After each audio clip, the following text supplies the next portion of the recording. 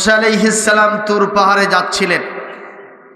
আপাদ মস্তক এক প্রতিবন্ধীর সাথে দেখা হলো। তার মাথার থেকে পা পর্যন্ত সব অঙ্গ প্রত্যঙ্গগুলো বিকলাঙ্গ, মানে অকেজ।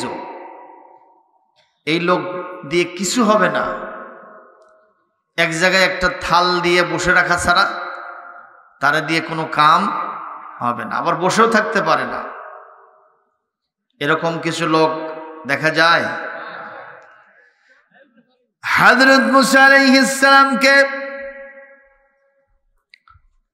এই লোক জিজ্ঞেস করলেন, মুসা আপনি কই যান?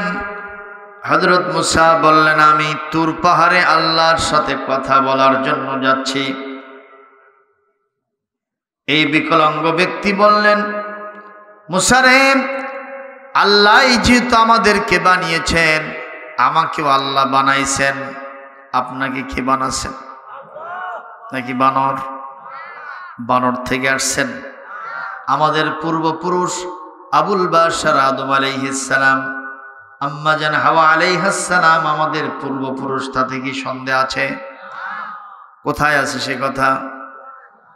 সূরাতুন নিসার 1 নম্বর আয়াত, ওয়াবাসসা মিনহুমা রিজালান কাসীরান ওয়া নিসা।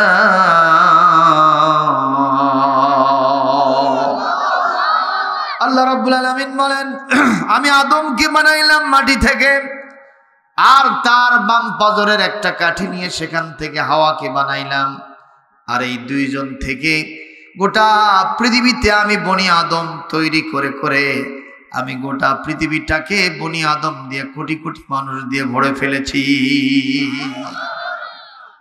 সুতরাং মুসলমান কলিজা সাফ করে বলুন, আমাদের পূর্বপুরুষের নাম আদম এবং হাওয়া আলাইহিস সালাম। আল্লাহু আকবার কোন? আমাদের স্রষ্টাকে আরো জোরে বলেন, কোন সন্দেহ কি আছে? বলি আল্লাহু আকবার। আমার ভাইরা, হযরতে মুসা আলাইহিস সালামকে প্রতিবন্ধী মানুষ বলছেন, মুসা, কোরআনে কারীম আসছে, ওমা খলাকনা বাইনাহুমা লাইবিন। আসমান জমিনের মাঝে যত সৃষ্টি জীব আছে আল্লাহ পাক একটাকেও নিরর্থক বানান নাই, খেলতামাশার জন্য বানান নাই। সবগুলোকে যিনি কাজের জন্য বানিয়েছেন তিনি কে? কোরআনে কারীম সূরাতুল মুলকের ভিতর আল্লাহ বলেন, ফারজিল বাসর হাল তারা মিন ফুতুর। আরো জোরে বলেন, চতুর্দিকে বারবার তোমার দৃষ্টি ফিরায়া তাকায় দেখো তো কোনো ভুল ত্রুটি, কোথাও কোনো ফাটল আছে নাকি? জোরে কোন আছে নাকি? আল্লাহ পাক বলেন সূরা তারিক 30 নম্বর পারার এখানে 4-5 নম্বর সূরার ভিতরে আল্লাহ পাক শুরুতেই বলছেন, ফালয়ানজুরিল ইনসানু মিম্মা খুলিকা মিম্মা দাফিক। মানুষ একটু ভেবে দেখুক কোথা থেকে তাকে বানানো হয়েছে, সৃষ্টি করা হয়েছে। সবেগে নির্গত এক ফোঁটা নাপাক পানি থেকে আমি আল্লাহ তারে বানাইছি। সূরা ইনফিতারের ভিতরে আল্লাহ পাক বলছেন, ইয়া আইয়ুহাল ইনসানু মা গররাকা বিরাব্বিকাল কারীম। সে সম্মানিত মহান রব, যার সম্পর্কে তোমাকে কে ধোঁকায় ফেলে দিল, যিনি তোমাদেরকে সৃষ্টি করেছেন। আল্লাযী খলাকাকা ফাসাওয়াকা ফাআদালাক, তিনি সুসামঞ্জস্যমণ্ডিত করেছেন, যেখানে যা লাগবে সবকিছু দিয়ে সৌন্দর্য মেইনটেইন যিনি করেছেন। আওয়াজ দিয়ে বলুন তিনি কে? হে মুসা, সুতরাং আমাকেও আল্লাহ বানাইছেন, আপনাকেও আল্লাহ বানাইছেন। আপনার শরীরের কোনো জায়গায় কোনো খুঁত নাই, আর আমি আপাত মস্তক একজন প্রতিবন্ধী ল্যাংড়া লুলা মানুষ, অন্ধ মানুষ, বোবা বধির মানুষ, কিছুই করতে পারি না। আল্লাহর কাছে গিয়ে একটা কথা জিজ্ঞেস করবেন, আমার মতো একটা মানুষকে আল্লাহ কোন কাজে বানাইলেন? কিছুই তো আমার দিয়ে হয় না। আল্লাহু আকবার। ঠিক বলে নাই? আমাকে দিয়া কিছুই হয় না। আমি যে কারো কাছে সাহায্য চাওয়ার জন্য হাত পাতবো, সে হাতটাও আমার নেই। কথা কয় না।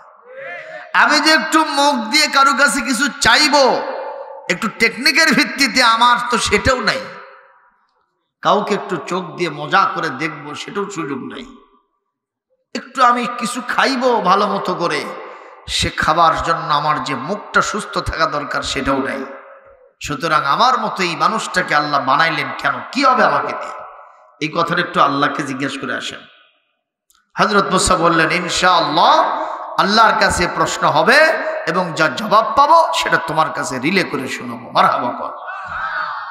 কি জবাব হয় শোনার দরকার আছে? শুনবেন না? হ্যাঁ, এখনই বলে দিচ্ছি, এটা আর বাকি রাখবো না। সেটা হলো এই, মুসা আলাইহিস সালাম আল্লাহর কাছ থেকে ফিরে আসলেন, আর ওই লোকটাকে বললেন, আল্লাহ বলেছেন তোমার সম্পর্কে, তোমাকেও আল্লাহ একটা কাজে সৃষ্টি করেছেন। বলে কি কাজ সেটা? বলে তুমি তো মন খারাপ করবে, এই জন্য না বলাই ভালো। তে বলছে না, একটু বলেন শুনেনি। বলে আল্লাহ বললেন, জাহান্নামের একটা ফুটা আছে কোথাও যেন, সেই ফুটাটা তোমাকে দিয়ে বন্ধ করবে। জাহান্নামের একটা ফুটো আছে, ফুটার ওই জায়গাটা তোমাকে দিয়ে আল্লাহ ওই ছিদ্রটা বন্ধ করে দেবেন। এই কথা শোনাও সারা এ লোকটা আলহামদুলিল্লাহ বলে সেজদায় পড়ে যাওয়া সারা। আল্লাহু আকবার জোরে বলবেন না? কি বলে সেজদায় গেছে? আলহামদুলিল্লাহ, আল্লাহর প্রশংসা করেছে। হযরত মুসা আলাইহিস সালাম বলেন, যেই নাই লোকটা আলহামদুলিল্লাহ বলে সেজদায় গেছে, আমি তাকায় দেখলাম অল্প সময়ের ভিতরে একটা পূর্ণাঙ্গ সুস্থ সুন্দর বডি তার তৈরি হয়ে গেছে। যেরকম আল্লাহু আকবার। লাইন শাকারতুম লাযীদান্নাকুম, যদি আমার শুকরিয়া আদায় করো, আমি আল্লাহ তোমাদের সবকিছুতে বর্ধিত করে দেব, সবকিছুকে বর্ধনশীল করে দেব, সবকিছুকে আরো বেশি বরকতময় করে দেব, বাড়িয়ে দিব। জোরে কোন আল্লাহু আকবার। এই জন্য ভালো থাকি মন্দ থাকি, সুস্থ থাকি অসুস্থ থাকি, সচ্ছল থেকে অসচ্ছল থাকি, ধনী থাকি গরিব থাকি, সব সময় শুকরিয়া করব কার?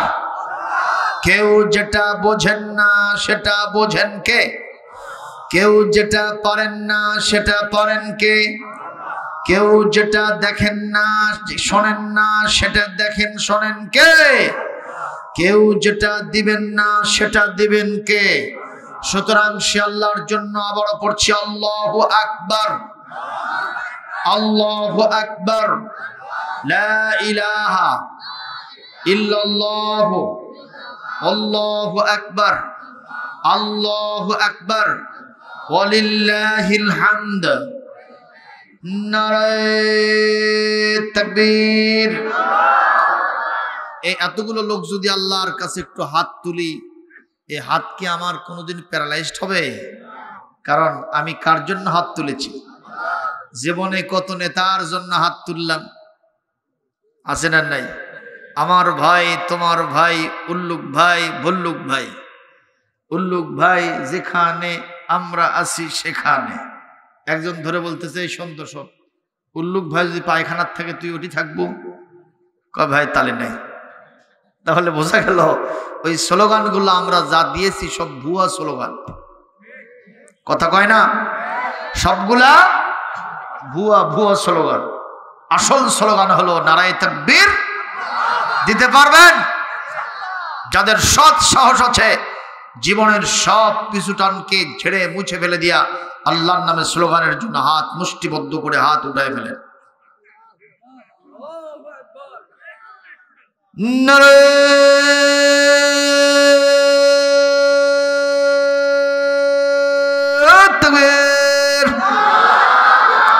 নারায়ে তাকবীর। আল কোরআনের আলো, কোরআন সুন্নাহর আলো, কোরআন সুন্নাহ যেখানে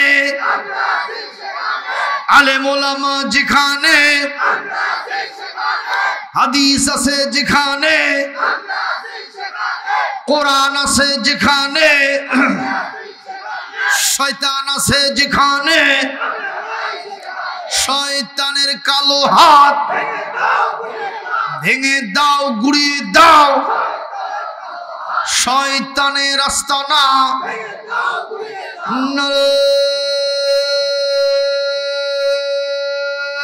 তাকবীর।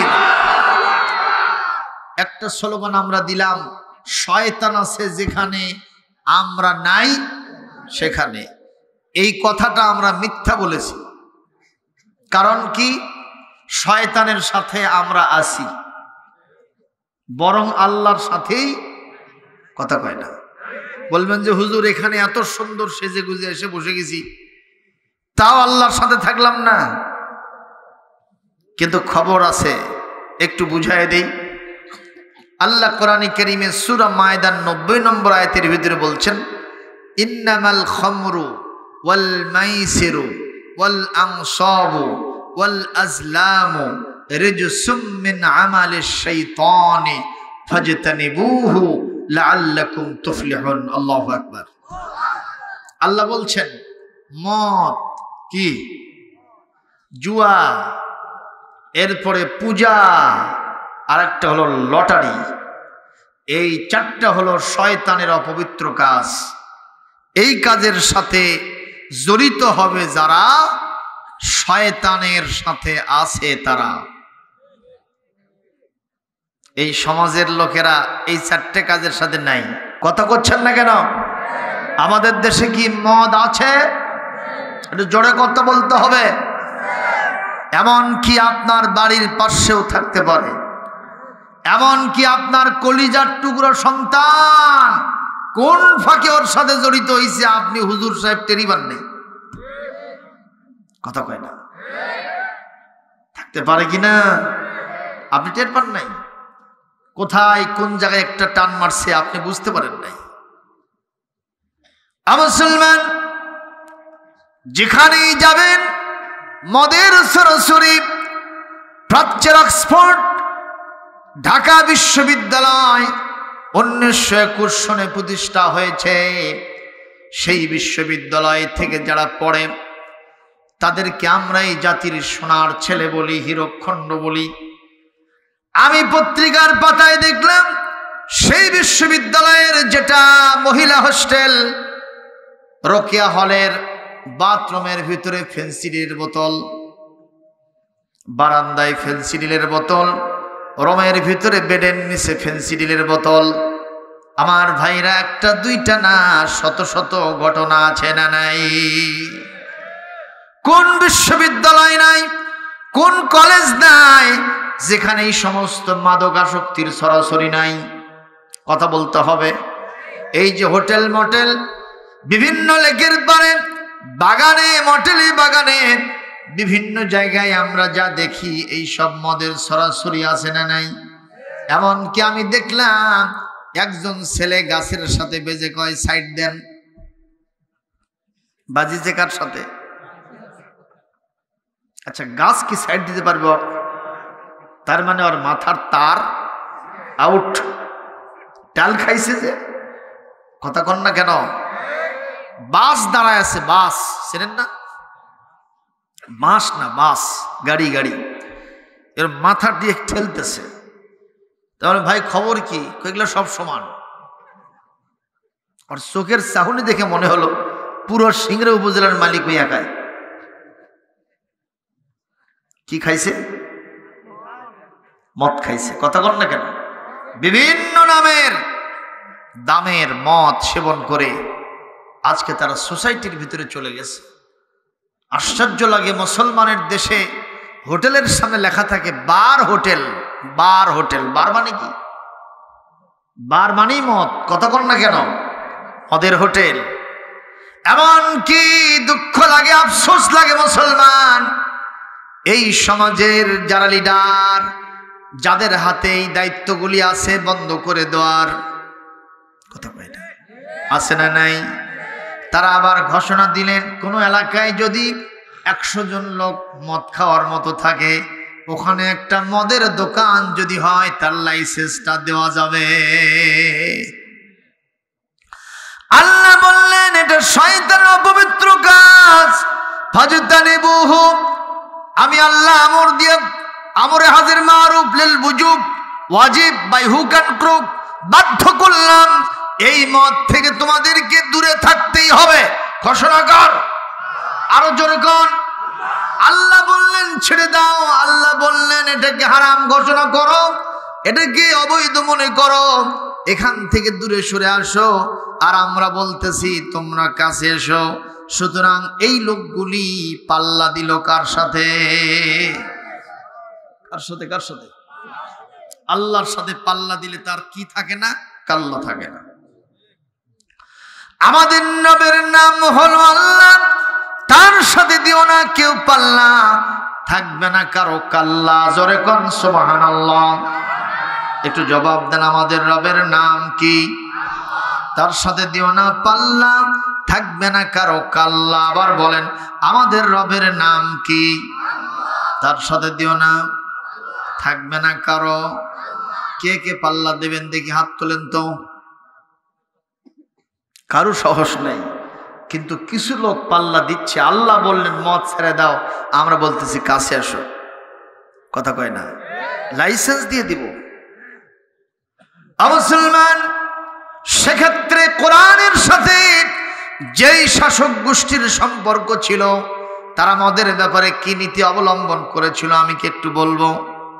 এই আয়াত হযরত ওমর ইবনুল খাত্তাব রাদিয়াল্লাহু তাআলা আনহু, তার আগের খলিফা হযরত আবু বকর রাদিয়াল্লাহু তাআলা আনহু, আর তার আগের যিনি কমান্ডার ইন চিফ, তার আগের যিনি ফাউন্ডার অফ ইসলাম হযরত মুহাম্মদ রাসূলুল্লাহ সাল্লাল্লাহু আলাইহি ওয়াসাল্লাম এই মদের আয়াত পাঠ করার সাথে সাথে হযরত আলী এটা নিয়ে এলান আর ডিক্লারেশন করার জন্য বেরিয়ে গেলেন। হযরত আলী বলেন, এই আয়াত যখন আমি ডিক্লার করতে যাই তখন মদিনার রাস্তাঘাটে ধুলাবালু ছিল। আমি যখন এই ডিক্লারেশনটা করে ফিরে আসতেছিলাম, আমি দেখলাম পুরা রাস্তা কাদা হয়ে গেছে, পানিতে কাদা দিয়ে ভরে গেছে। আমি চিন্তা করলাম কাদা হলো কেন? উনি বললেন ওনার পাক জবানে তিনি বলেছেন, তার চাক্ষুষ দর্শনের রিপোর্ট তিনি দিয়ে বলেছেন, আমি যখন এই ঘোষণা সব বাড়ি বাড়ি দিলাম, গলিতে গলিতে দিলাম, যারা মদের বোতল হাতে নিয়েছিল এই ঘোষণা শোনার সাথে সাথে দুহাত দিয়ে ফেলে দিয়ে ভেঙে চুরমার করে দিয়েছে। যারা মুখের ভিতরে নিয়েছিলেন কুলি করে ফেলে দিয়েছেন, যারা গিলে ফেলেছিলেন গলার ভিতরে আঙ্গুল দিয়া বমি করে রাস্তার ভিতরে ফেলে দিলেন। মদের ভাণ্ড বাটি যা যা যেখানে ছিল বোতল সবগুলো ভেঙে চুড়ে সয়লাভ করে দিয়া পুরো মদ দিয়ে মদিনার ওই ধুলাবালির রাস্তাটা কাদার রাস্তা হয়ে গেছে। মুসলমান, তারাও ছিলেন মুসলমান আর আমরাও মুসলমান। আল্লাহ বললেন মদ ছেড়ে দাও, আর সেই মদের সাথে আমরা সংস্রব রাখি আর ঘোষণা করি 100 জন লোক যদি পান করে আমরা সেখানে মদের লাইসেন্স দিয়ে দিব, দোকানের লাইসেন্স। আমরা মনে করি ইসলামের সাথে তাদের দূরতম কোনো সম্পর্ক নাই। কথা বলছেন না কেন? এ মুসলমান কথা বলেন ঠিক না ঠিক? আল্লাহ কোরআনে বলছেন, যারা আমার হারাম জিনিসকে হালাল করে, আমার হালালকে হারাম করে, তাদের সাথে যুদ্ধ করা ফরজ। তার কথা মন খারাপ করতেছেন নাকি? দেখুন না হযরত ওমরের সময় এই আয়াতের উপরে কেমন আমল হলো। হযরত ওমর রাদিয়াল্লাহু তাআলা আনহু তিনি মদিনার রাস্তায় হাঁটতেছেন, দেখেন ওদিক থেকে এক যুবক আসতেছে, মতিগতি ভালো না, এরকম ঢুলতেছে আর আসতেছে, ঢুলতে আর আসতেছে, মানে দেখেই বোঝা যায় উনি ড্রাগ এডিক্টেড। বুঝেন নাই? কষ্ট পাচ্ছেন নাকি? একটু খেয়াল করেন। যখন এই অবস্থা চলছে হযরত ওমর চিন্তা করলেন, আমার সামনে দিয়ে তো সে যেতে পারবে না, জিজ্ঞাসিত হতেই হবে, দেখি আসুক না, আমি ওরে ধরব। যুবক হযরত ওমরকে দেখে নেই, এরকম ঢুলতেছে আর আসতেছে, ঢুলতেছে আর আসতেছে। আস্তে আস্তে হঠাৎ করে ওমরের প্রতি নজর পড়ে গেছে, মনে করছে বাবা ওমর না, ওটা আজরাইল। কথা কয় না, কথা বলেন ঠিক কি না? হযরত ওমরকে দেখলে অনেকে কি মনে করত? আজরাইল। বলছে বাবা আজরাইলের সামনে যাওয়া যাবে না, আর যা হোক তা হোক, কারণ আমার হাতের মধ্যে যা আছে এটা নিষিদ্ধ জিনিস। হযরত ওমর নিষিদ্ধ জিনিস দেখলে আমাকে যা সাইজ করবেন বাঁচা কঠিন হয়ে যাবে, আল্লাহ তুমি বাঁচাও। এ কথা কয়ে রাস্তার বাম ধারে গিয়ে আস্তে করে পেশাবের ভান করে বসে গেছে। কিসের ভান? আসল পেশাব আর ভানের পেশাব কি এক? কথা কর। আসল পেশাব 2-4 মিনিটে শেষ, কিন্তু যেটা ভান করা পেশাব এটা 2 ঘন্টাও তো শেষ হবে না। হযরত ওমর দাঁড়ায় আছেন, ওর পেশাবটা হোক, আমি ওর সাথে দেখা করব। একটা যুবক আসতেছে, একজন মুসলমান আর একজন মুসলমানের সাথে দেখা হলে কি দোয়া লাগে? সালাম, তারপরেই কালাম। কথা বলেন না কেন? ঠিক না ভাই?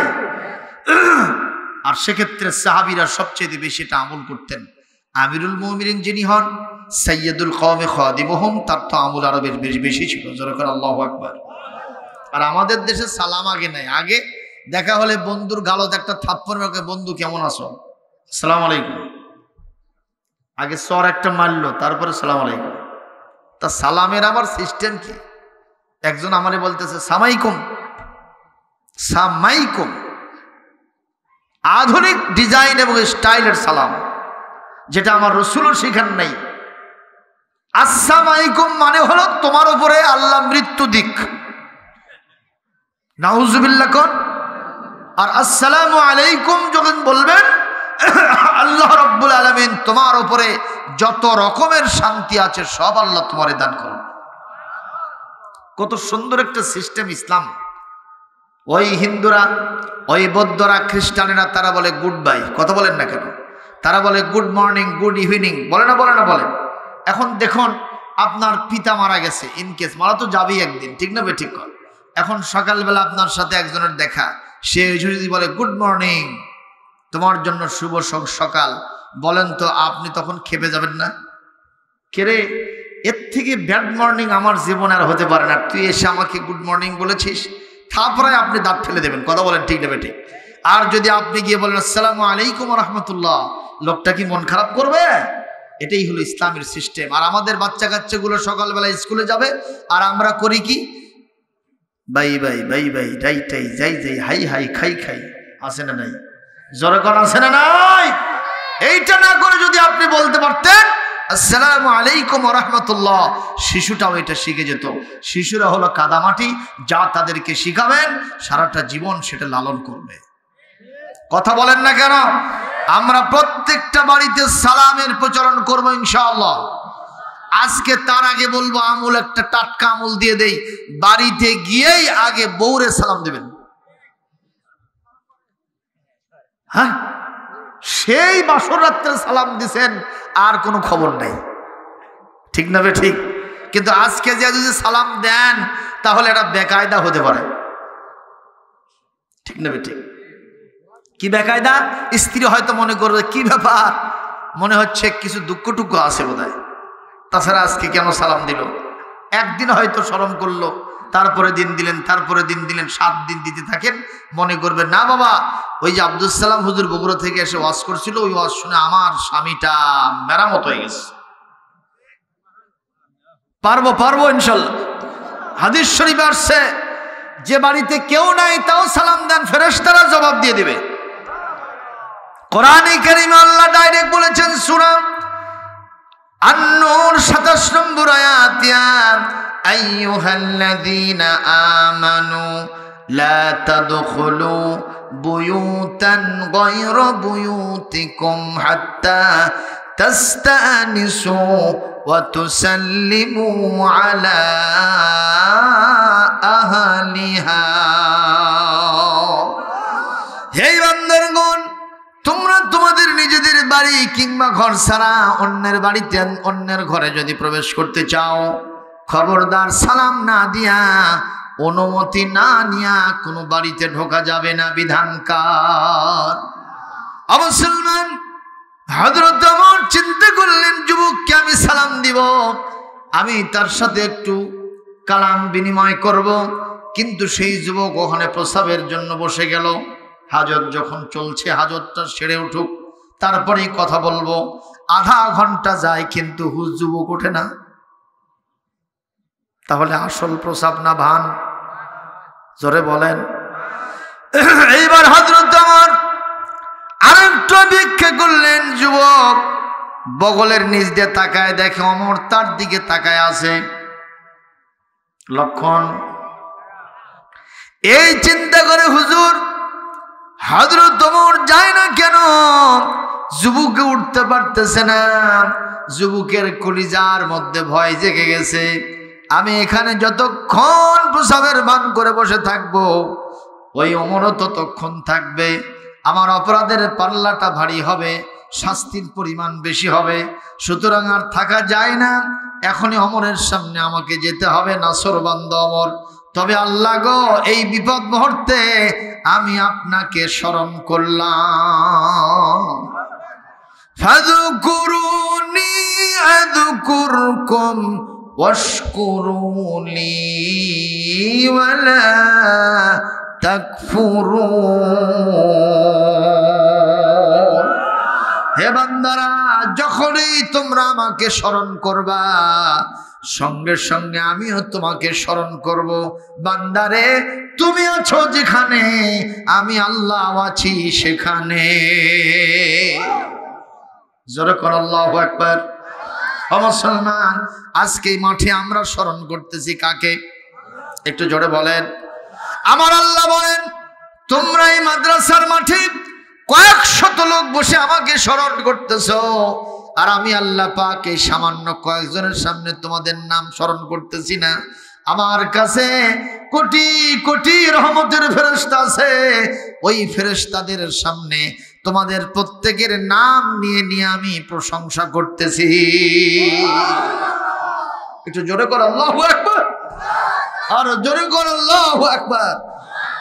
মুসলমান, কি হবে আমার নাম জাতীয় সংসদ উচ্চারণ করে? কি হবে আমার নাম ওই জেলা পরিষদে, বিভাগীয় কমিশনারের কক্ষে, উপজেলা পরিষদে, ইউনিয়ন পরিষদে, বড় বড় জনসভার মঞ্চে আমার নাম উচ্চারণ করে কি হবে যদি আল্লাহর কাছে আমার নাম না থাকে? ওটা দিয়ে কোনো কাজ হবে না। কথা বলেন না কেন মিয়া? এই পৃথিবীতে প্রমাণ আছে না নাই? কত মানুষ তারা এই পৃথিবীতে কোনো জজ, ব্যারিস্টার, উকিল, মুক্তার, এমপি, মিনিস্টার, মন্ত্রী, কিছুই, প্রধানমন্ত্রী, প্রেসিডেন্ট কিচ্ছুই ছিলেন না, কিন্তু আল্লাহর দ্বীনের খেদমত করেছেন, মহান আল্লাহকে গর্ব ভরে স্মরণ করেছেন, আল্লাহর দ্বীনের প্রচার করেছেন নিরন্তর। জানের বিনিময়ে হলেও আল্লাহর দ্বীনের প্রচার থেকে একটা মুহূর্ত পর্যন্ত বিনা আপনার বিরত থাকেন নাই। সেই লোকগুলির নাম কোথাও খোদাই করা লাগে নাই, কোথাও মাইলস্টোন করা লাগে নাই, কোথাও সুন্দর করে পাথরের উপরে লিখে সেটা আবার উদ্বোধন করে রাখার প্রয়োজন হয় নাই।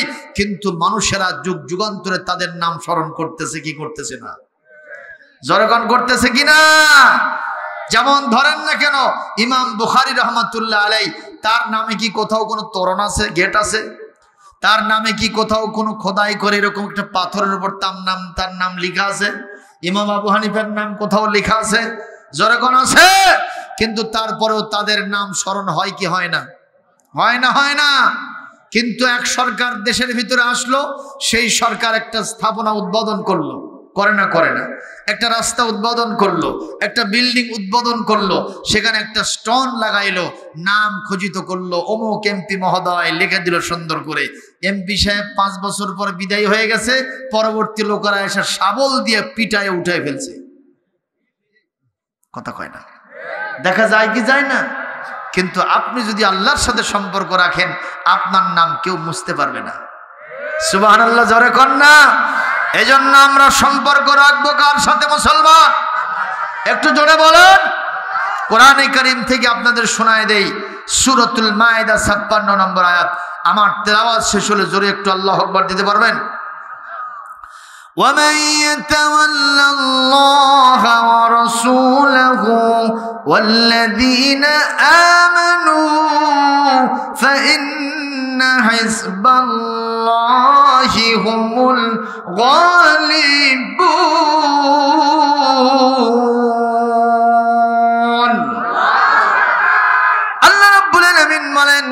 নিশ্চয় আমি আল্লাহর সাথে যারা বন্ধুত্ব করেছেন, ইমানদারদের সাথে যাদের বন্ধুত্ব কায়েম হয়েছে, আমার রাসূলের সাথে যাদের বন্ধুত্ব প্রতিষ্ঠিত হয়েছে, এই লোকগুলি হলো আমি আল্লাহর হিজবুল্লাহর দলের সদস্য। এরা দুনিয়া এবং আখিরাতের কোনো জায়গায় পরাজয় বরণ করবে না, এরা সব সময় বিজয় কীর্তন উড়াতেই থাকবে। ঘোষণাকার কবি কত সুন্দর করে এই আয়াতের সুরে একটা সুন্দর সঙ্গীত বানাইছে। আমি কি একটু পড়ব?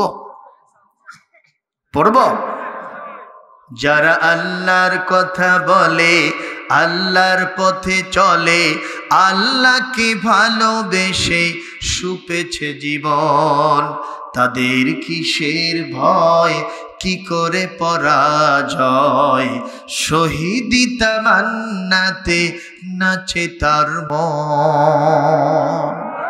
হাসানা হানার ঘ্রাণে ভুলে না হৃদয় তার, কালেমার মেশক মাখা হৃদয় আছে যে তার, সব ব্যথা ভুলে গিয়ে কোরআনের পথে চলে, সব ব্যথা ভুলে গিয়ে আল্লাহর পথে চলে, সে তো তার ঈমান বলে। যারা আল্লাহর পথে চলে, আল্লাহর কথা বলে, আল্লাহকে ভালোবেসে সুপেছে জীবন, তাদের কিসের ভয়, কি করে পরাজয়, শহীদি তামান্নাতে নাচে তার মন। একটু জোরে কর আল্লাহু আকবার। হযরত ওমর তাকায় দেখলেন যুবক ওঠে না। যুবক মনে মনে বলতেছে, আল্লাহ এই বিপদ মুহূর্তে আমি আপনাকে স্মরণ করতেছি। আল্লাহ গো, আমি আপনার এক বান্দা, তবে নাদান বান্দা, আমি এক গুনাহগার বান্দা। নিষিদ্ধ ঘোষিত মদের বোতলটা আমার হাতের ভিতরে আছে। আমি বন্ধুদের প্ররোচনায় পড়ে মদের বোতলটা নিয়ে রাস্তায় হাঁটতেছিলাম। আল্লাহ গো, তোমার এক খাঁটি বান্দা ওমর, যিনি এই 12.5 লক্ষ বর্গ মাইলের প্রেসিডেন্ট, আমিরুল মুমিনিন, তার সামনে আমার দেখা হয়ে গেছে। আল্লাহ গো, তিনি নিষিদ্ধ কোনো জিনিস কখনো দেখতে পারেন না, উচিত শিক্ষা দিয়ে থাকেন। আমি ওমরের সামনে এইটা নিয়ে কখনো যেতে পারবো না। ও আল্লাহ, মেহেরবানি করে আপনার কুদরত আমি দেখতে চাই। আল্লাহু আকবার কর। আল্লাহ, আপনার ব্যাপারে আমার জানা আছে, আলা কুল্লি শাইইন কাদির, ফাআলুল লিমা ইউরিদ। আপনি যা ইচ্ছা তাই করতে পারেন, এত বড় ক্ষমতা আপনার। আল্লাহ গো, এই মুহূর্তে আপনার কি ক্ষমতা নাই আমার মদের বোতলটাকে দুধের বোতল বানায় দিতে? আল্লাহ গো, আমি যে ওমরের সামনে যাব, ওমর আমাকে জিজ্ঞাসা করবে, যুবক রে তোর হাতের মধ্যে কিসের বোতল? আমি বলবো এটা দুধের বোতল। আল্লাহ গো, আপনি আমার কালো মদটাকে সাদা ধবধবে দুধ যদি বানায় দিতে পারেন, আজ থেকে আমি শপথ নিলাম আর জীবনে মদ খাওয়া তো দূরের কথার ধারে কাছেও যাব না। আর আমার চোখের সামনে কেউ যদি মদ পান করতে আসে, আমি তাদেরকেও ছাড়বো না, আমি তাদেরকে এখান থেকে দূরে সরায় রাখবো। আল্লাহ মেহেরবানি করে আমার এই মনের আশাটা আপনি কবুল করে নেন। আমার আল্লাহ বলেন, যুবক রে, ওয়া মাইয়াতাওয়াক্কাল আলাল্লাহি ফাহুয়া হাসবুহু। এই পৃথিবীতে আমি আল্লাহর উপরে যারা তাওয়াক্কুল করেন, আমি আল্লাহর উপরে যারা নির্ভরতা অবলম্বন করে, ডিপেন্ডেন্ট হয়ে যায়, আমি আল্লাহ তাদের জন্য যথেষ্ট হয়ে যাই। এ যুবক, আমি আমার কুদরত, আমি আমার ক্ষমতা আজকে তোমাকে দেখাইয়া দিব। একটু জোরে কন্যা সুবহানাল্লাহ। ভাইরা আমার, যুবক কি টেকনিক করলাম, এই মদের বোতলটা তার সাথে থাকা চাদর দিয়ে সুন্দর করে ঢেকে নিল, যাতে ওমর দেখতে না পায়। কথা কি শুনতেছেন? কথা কি শুনতে পাচ্ছেন? সুন্দর করে ঢেকে নিয়া যুবক এবার হযরত ওমরের সামনে যাচ্ছে, আর থরথর করে কাঁপতেছে। ঘামের কারণে তার কপাল দিয়া শরীরের সমস্ত লোমকূপের গোড়া দিয়ে ঘামগুলো পড়ে যায়। হযরত ওমরের সামনে যেই না হাজির হয়েছে, হযরত ওমর বলতেছেন, যুবক রে, তুমি বড় কষ্ট দিয়েছ আমাকে। ঘন্টার উপরের সময় এখানে দাঁড়ায় আছি, আর তুমি এতক্ষণ পর্যন্ত প্রসাব করতেছো। বুঝলাম না এটা আসল প্রসাব না ভানের প্রসাব। যাক সে কথা যুবক, তাড়াতাড়ি বলো তুমি ওখানে গেলেই বা কেন? আমার সামনে দেখা হলো না কেন? আর এত সময় তুমি নিলে কেন? যাক সে কথা, এইবার তুমি বলো তোমার ওই চাদরের মধ্যে ওটা কিসের বোতল? যুবক এবার বলতেছে, ওমর, কি আপনার মনের ইচ্ছা, কি আপনার মনের চিন্তা, আপনার কি রকম ফেকের বুঝি না। আপনার দেশের মধ্যে নিষিদ্ধ কোনো বোতল নিয়ে কেউ হাঁটবে, এটা আপনি কেমনে প্রচার বিশ্বাস করতে পারলেন? আপনার দেশের ভিতরে যদি কোনো লোক কোনো বোতল নিয়ে হাঁটে, এটা অবশ্যই জায়েজ হালাল বোতল, সিদ্ধ বোতল নিয়ে হাঁটবে। বলো তো যুবক, অত কথা আমি শুনতে চাই না, তোমার হাতে এটা কিসের বোতল? তাড়াতাড়ি করে বলো। যুবক বলেন তো কার উপরে ভরসা করেছে? আরো জোরে কোন কার উপরে ভরসা করেছে? যুবক বলতেছে, আমার যা বলি সত্য বলি, মিথ্যা বলি না। আমি আল্লাহর উপর তাওয়াক্কুল করে বলছি, আমার হাতের ভিতরে এটা সাদা ধবধবে দুধের বোতল। এই কথা বলাও সারা। ওমর বলল, দেখি তোমার দুধটা কালো না সাদা? আপনাদের দেশের দুধ কালো হয় না সাদা হয়? আরো জোরে কোন। সবাই বলেন। যেই না বলছে সাদা দুধ আমার, সঙ্গে সঙ্গে বলছে দেখি তো কেমন সাদা। যেই না হযরত ওমরের সামনে যুবক এই চাদরটা দুধের বোতল থেকে, মদের বোতল থেকে আস্তে করে কাশফ করেছে, উন্মুক্ত করেছে। হযরত ওমর তাকিয়ে দেখলেন, খুদে যুবক তাকায় দেখলো, ফেরেশতা মণ্ডলী, গাছপালা, তরুলতা, যারা জানদার তারা সবাই তাকায় দেখলো, মহান আল্লাহর অপরূপ কুদরত প্রকাশ ঘটেছে সেখানে। যুবকের কালো মদের বোতল সাদা ধবধবে দুধের বোতল হয়ে গেছে। লিল্লাহে তাকবীর, লিল্লাহে তাকবীর। বলেন তো সর্বোচ্চ ক্ষমতার অধিকারী কে? আরো জোরে বলেন। আন্নাল কুওয়াতা লিল্লাহি জামিআ, সকল ক্ষমতার যিনি মূলাধার তিনি কে? ও মুসলমান, সেই মহান আল্লাহর দেওয়া বিধান হলো মদের সাথে সম্পর্ক রাখা যাবে না, যারা রাখবে তারা আস্ত শয়তান হবে। ঘোষণাকার। আজ থেকে এখানে আমরা যারা উপস্থিত হয়েছি, ইনশাআল্লাহুল আজিজ আর জীবনে কোনোদিন, এখনো তো আলহামদুলিল্লাহ আমার বিশ্বাস এখানে কেউ মদারু নেই, মাদকাসক্তির সাথে কারো কোনো সম্পর্ক নেই। তবে একটা জিনিস থাকিতে পারে, যার নাম কেটু। কেটুখোর থাকতে পারে। কেটুখোর, কেটুখোর মানে বোঝেন না? কি খোর? বিড়িখোর আছে নাকি এই দেশে? অবশ্য আপনাদের এই কয়া গ্রামের ভিতরে নাই। এই গ্রামের দোকানত বিড়ি পাওয়া যায়? হ্যাঁ, আরে পাবেন না কেন? যে সুন্দর সাইনবোর্ড লিখছে, কেটু যে টানে সেই জানে। রংপুর হারাগাছা এক ছোট্ট ছেলে কয়, হুজুর বিড়ির বিরুদ্ধে ওয়াজ করবেন না কেন? কয় বিড়ির 3টে উপকার আছে জানেন? সারা জীবন পড়লাম শারবুদ দুখান মুদিরুল্লিস সিহা, smoking is very bad for health. ধূমপান স্বাস্থ্যের জন্য মহা ক্ষতিকারক। কথা কন না কেন? ঠিক না বে ঠিক? আর ও বলতেছে 3টে উপকার। বলো তো বাবা কি কি উপকার? হুজুর 1 নম্বর, যে বিড়ি খাবে ও জীবনে বুড়া হলে মরবে না। তার মানে কখন মরবে?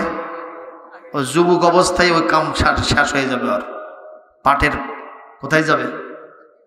হ্যাঁ, ওর জীবন শেষ হয়ে যাবে। কথা বলেন না কেন? ও পেজের খেপে চলে যাবে। 2 নম্বর হলো, যে বিড়ি খাবে ওর পকেট জীবনে ছিঁড়বে না। তার মানে মাল দিয়ে বিড়ি কিনছে, পকেটে মাল নাই, হাত দেওয়ার কারবার নাই, পকেটটা ভালো আছে, পুরো পাঞ্জাবি ছিঁড়ে গেছে, শার্ট ছিঁড়ে গেছে, কিন্তু পকেট তাজা আছে। কি উপকার হলো, তাই না? 3 নম্বর, যে বিড়ি খাবে এর বাড়িতে রাতের বেলায় জীবনে চোর ডাকাত ঢুকবে না। কি কারণে কন্ত? হুপিং কাশি। রাত 2টার সময় ঘুমের ভিতরেই এখন চোর ডাকাত আসে কই শালা এতক্ষণ পর্যন্ত জাগিয়ে আছে রে, সজাই আদার হল না। জোরে কোন ঠিক না ঠিক? এই 3টে উপকারের জন্য আজ থেকে কারা কারা বিড়ি খাবেন হাত তোলেন তো দেখি। এগুলো কি আসলে উপকার না অপকার? এগুলো এমন কি যারা বিড়ি খায় একটু ভালো করে শোনেন, আপনাকে আল্লাহ রাব্বুল আলামিন ফুটফুটে ফুলের পাপড়ির মতো জান্নাতে চেহারার একটা কলিজার ধন সোনার টুকরা উপহার দিয়েছে। নবজাতক শিশু সন্তান, আপনি ধূমপান করেন, রাস্তাঘাট থেকে, বাজার থেকে, ব্যবসা প্রতিষ্ঠান, চাকরি থেকে, বিদেশ থেকে ফিরে এসেছেন, দোলনার উপরে ছেলেটা কলিজার টুকরা সন্তান দোল খাচ্ছে, শিশুটাকে নিয়েছেন, কলিজা আকর্ষিত হয়েছে, একটু চুমু খাবেন, খাইতে মন চায় না, আস্তে করে নিয়ে মুখের কাছে নিয়েছেন, এখনো চুমু দেন নেই, সঙ্গে সঙ্গে আপনার স্টোমাক থেকে এমন একটা দুর্গন্ধ আপনার মুখ থেকে নাক দিয়ে বের হবে, যেটা গিয়া ওই শিশু সন্তানের নাকের ভিতর দিয়ে ঢুকবে, তার কচি হার্টকে গিয়ে জোরে একটা আঘাত করবে। আজ থেকে আপনার সন্তানের হার্টের ব্যায়াম শুরু হয়ে যাবে। কথা বলছেন না কেন? আপনি আপনার সন্তানের আসলে আদরের কিছু না, আপনি বন্ধুত্বের পরিচয় দিলেন না, পিতৃত্বের পরিচয় দিলেন না, আপনি শত্রুতার পরিচয় দিলেন। কথা বলছেন না কেন? ও মুসলমান, এই জন্য করজোড়ে নিবেদন করছি, মাদকাসক্তির সাথে যারা জড়িত হব না, দুহাত তুলে আল্লাহকে দেখাই, আজকের এই কোরআনের মাহফিল থেকে আমার জীবনের বৈপ্লবিক পরিবর্তন শুরু হয়ে যাক ইনশাআল্লাহ। শুধু ওয়াজ শুনবো না, ওয়াজটা মানানোর চেষ্টা করব। যারা যারা সৎ সাহস করেন, আজ থেকে আমি একটু সবাইকে হাত তুলে আল্লাহর কাছে ওয়াদা করতে বলি, আমরা আর জীবনে কোনোদিন মাদক আসক্তির সাথে সম্পর্ক রাখবো না। এই সৎ সাহস যাদের আছে দুহাত তুলে আল্লাহকে দেখাবেন। একটু জোরে হাত তোলেন না ভাইয়া।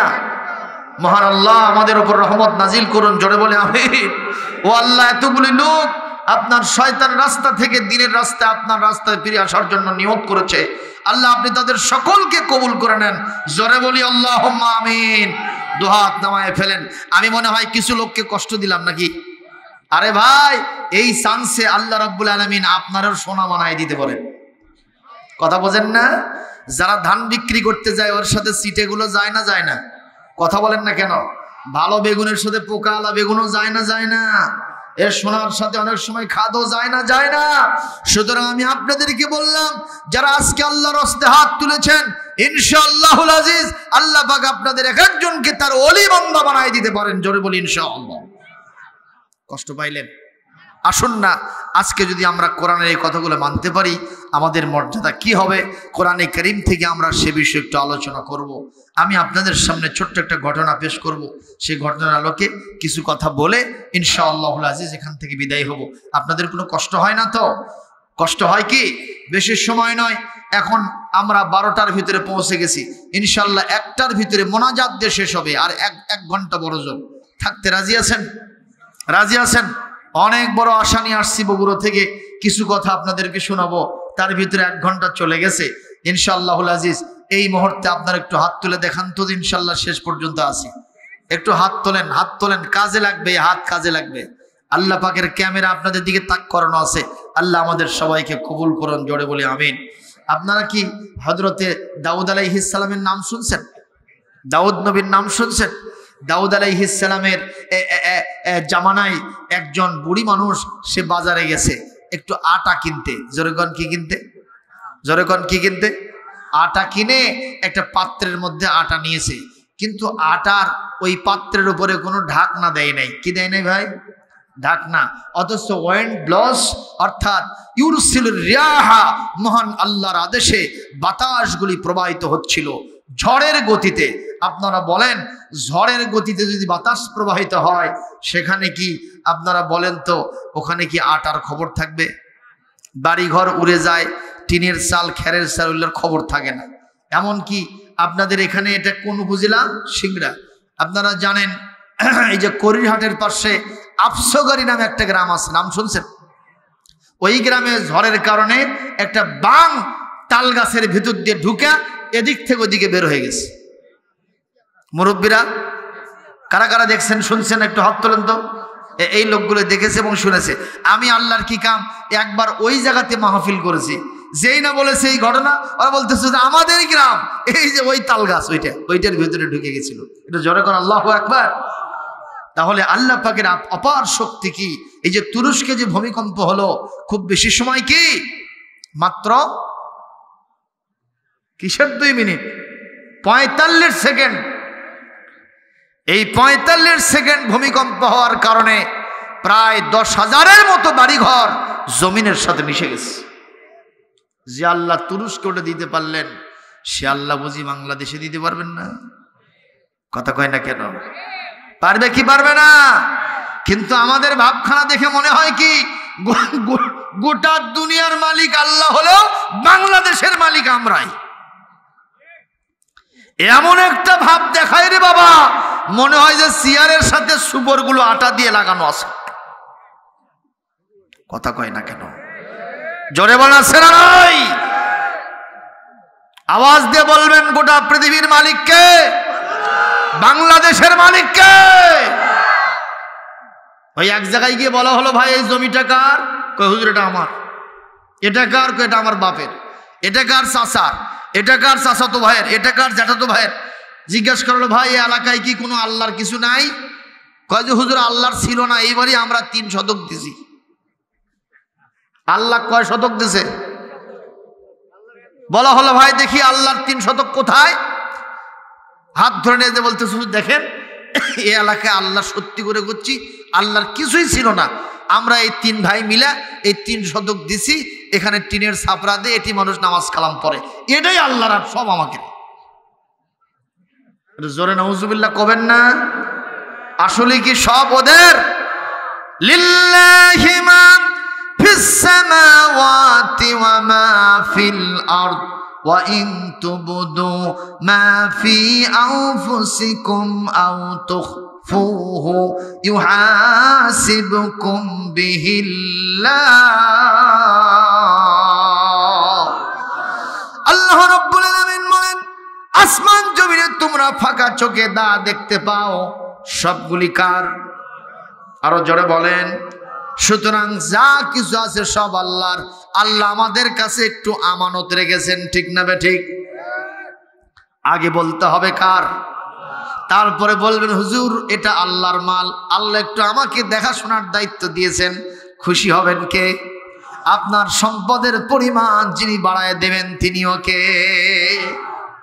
বাইরে আমার এই মহান আল্লাহর অপার ক্ষমতা, আমরা যদি আল্লাহর হতে পারি ইনশাআল্লাহ ওই ভূমিকম্প আমাদের দেশে আসবে না। জোরে বলে আমিন। ওই ভূমিকম্প যদি আসে আমাদের খবর থাকবে ভাই।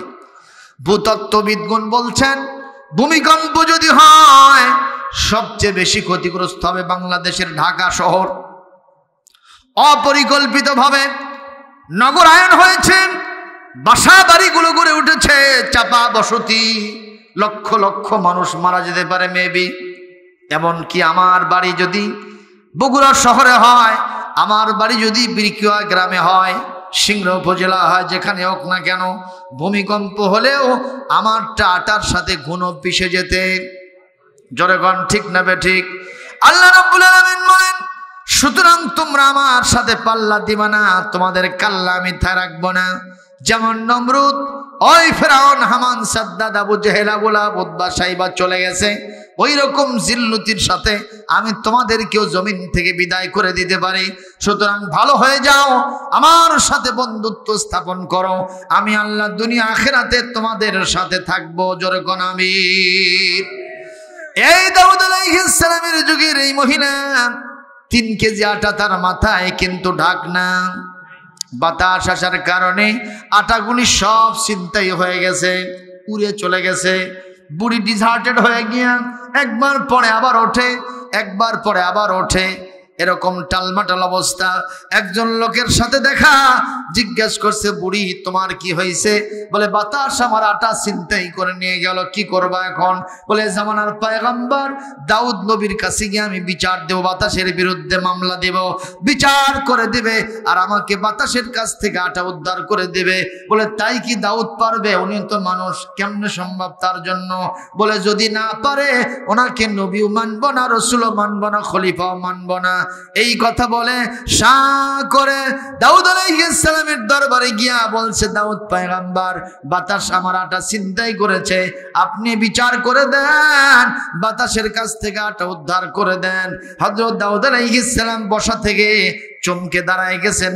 এ বুড়ি, বাতাস আটা ছিনতাই করেছে, সেটার পাওয়ার আমার কাছে তো নাই, আমি কেমনে বাতাসের বিচার করব, তার অ্যারেস্ট করব, বিচার করব, মামলা ফয়সালা করব, তোমাকে আবার আটা উদ্ধার করে দেব। বরং তুমি একটা কথা বলো তো, তোমার আটা গেছে কয় কেজি? বলে 3 কেজি। যদি আমি 3 কেজির পরিবর্তে 1 বস্তা দেই তাহলে তুমি কেমন হয়? বলে আমার কলিজা ঠান্ডা হবে। বাতাসের বিচার করা উদ্দেশ্য নয়, আটা পাওয়া উদ্দেশ্য। 3 কেজি গেছে, 1 বস্তা যদি পায় এতে আমার আর কোনো বেজার নাই। আল্লাহু আকবার জোরে কোন। বাতাসের কন্ট্রোলিং পাওয়ার কার হাতে? জোরে কোন। ঠিক না বে ঠিক? এই কোরআনে আসছে সূরা বাকারা, ইউরসিলুর রিয়াহা বুশরাম বাইনা ইয়াদাই রাহমাতিহি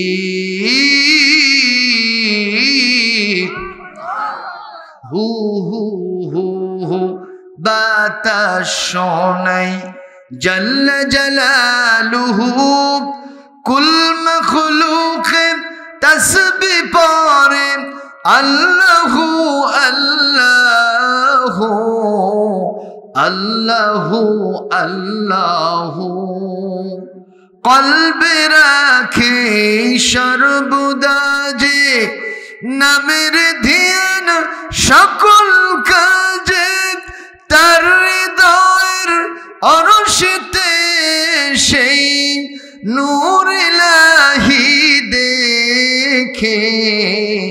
আল্লাহ এই নামের কালাম কণ্ঠে মধু মেখে, কুহু কুহু ওই পাপিয়া উঠেছে সদা ডেকে। আল্লাহ এই নামের কালাম। বক্তাকে একটা মারহাবা দেওয়া যায় না? আরো আস্তে কোন, আরো আস্তে কোন বারে। মনে হয় 30শে রমজান আজ গেল, কালকে ঈদের দিন, খাওয়া দাওয়া হয়নি, নড়াচড়া চলতেছে না। মমতাজ পাগলি যদি এসে এখানে একটা গান গাইতো রে বাবা, যুবকেরা একেবারে হা করে থাকতো, পকেট উজাড় করে পয়সা ওনার পায়ের নিচে দিত। কথা কয় না, কথা কয় না বাবা, ঠিক না বে ঠিক বলুন? আমি আমার আল্লাহর নামে গান গাইছি, কোরআনের নামে গান গাইছি, একটা জোরে মারহাবা দিতে পারেন না? জোরে বলেন মারহাবা। আর জোরে, জোরে হলো না। লিল্লাহি তাকবীর। গেছে কয় কেজি? 5 কয় কেজি? বুড়ির যা শারীরিক যোগ্যতা তার থেকে আটা বেশি হয়েছে না কম হয়েছে? চিন্তা করেন, 1 বস্তা মাথার উপরে নিয়া পার হেলে গেছে, এক কুকুর হয়ে যাচ্ছে রাস্তার ভিতরে। সুলাইমান আলাইহিস সালাম, হযরত দাউদ আলাইহিস সালামের কলিজার টুকরো সন্তান ভাবি পয়গম্বর সুলাইমানের সাথে মহিলার দেখা। সুলাইমান আবার এমন পয়গম্বর উল্টা পাল্টা সহ্য করে না, উল্টা পাল্টা কেস দেখলেই প্রতিবাদ মুখর হয়ে যায়। মারহাবা কম। আমাদের দেশে উল্টা পাল্টা কারবার আছে না নাই? কিন্তু আমরা তো প্রতিবাদ করি না। কে কথা বলেন না কেন? এ মুসলমান, চোর ডাকাত বদমাইশ লুচ্চা গুন্ডা মানুষ হত্যাকারী যারা সন্ত্রাসীদের গডফাদার টপ টেরর, তাদের জন্য হলো জেল জুলুম জরিমানা। কথা কয় না? তাদের জন্য কিনা তারাই ফাঁসির কাষ্টে ঝুলবে। কিন্তু দুঃখজনক আমরা দেখতে পাই আলেমদের হাতে কথা কয় না। আলেমদের গায়ে ডান্ডা বেরি আছে না নাই? এ কথা বললাম জন্য কেউ মন খারাপ করবেন না। ওই আলেম সাহেব আপনার মায়ের বিয়ে পড়াইছে, আপনি যে দলই করেন না কেন, ঠিক না? ঠিক কর।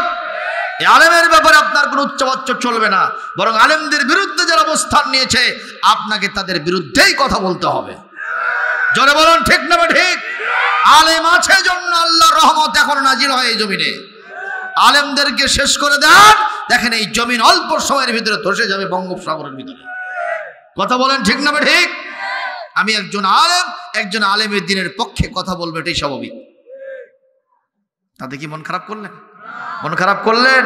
রাসূল বলেছেন কোন আলেমান, হয় তুমি আলেম হও, আও মুতাআল্লিমান, অথবা আলেমের ছাত্র হও, আও মুহিব্বান মুত্তাবিআন, হয় আলেমকে ভালোবাসো, তা নয় তার অনুসরণ করো। ওয়ালা তাকুন খামিসা, আলেমের পঞ্চম নম্বর হয় না, আলেমের শত্রু হয় না, আলেমকে ঘৃণা করো না, ফাতুলেক, তুমি অবশ্যই ধ্বংস হয়ে যাবে। বলেছেন কে? বিশ্বনবী হযরত মুহাম্মদ রাসূলুল্লাহ সাল্লাল্লাহু আলাইহি ওয়াসাল্লাম। আল্লাহর নবী বলেন একজন আলেমের মহব্বতে তার মজলিসে বসে দুইটা কথা শোনো, তার মহব্বতে তার মজলিসে বসে 2 লোকমা খানা খাও, তার সাথে মহব্বত করে 2 কদম রাস্তা হাঁটো, আল্লাহ তোমাকে এই দুনিয়ার সমান 2টা জান্নাত দান করবে।